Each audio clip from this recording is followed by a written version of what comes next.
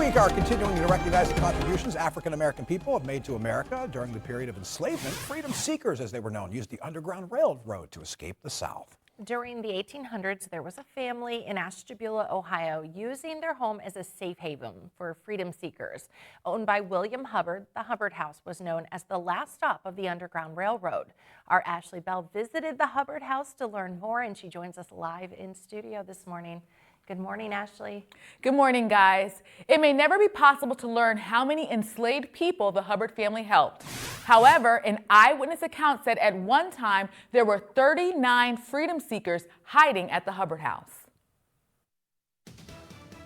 During the enslavement period, those held captive used the song "Follow the Drinking Gourd" as a coded message. Enslaved people used that song to follow the Big Dipper constellation to navigate to freedom in the North. Network that helps freedom seekers, railroad as in transportation, underground as in secretive. The Hubbard House, located in Ashtabula, Ohio, sits close to the shoreline of Lake Erie. This would have been known as the end of the line.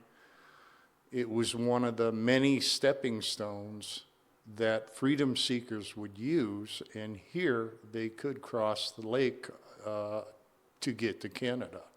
Today, the Hubbard House is used as a museum.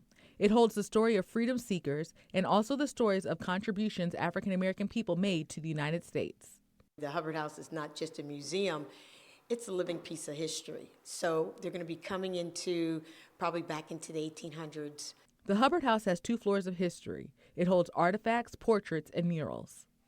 And the bricks that we have, see here, or what I'm asking you to touch, were bricks that were actually made by a runaway slave freedom seeker. Because the Hubbard House made a tremendous contribution to the Underground Railroad, and because leaders from the organization worked to preserve its history, the museum's director was nominated for an award.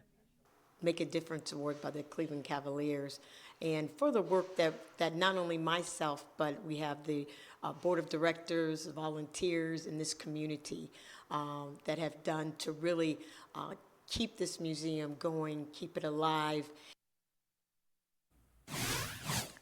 The Hubbard House has an Underground Railroad exhibit and a Civil War exhibit. They will reopen in May for tours. Live in the studio, Ashley Bell, Erie News Now. And apparently less than an hour's drive away from Erie. That history kind of right in our own backyard. And speaking of history,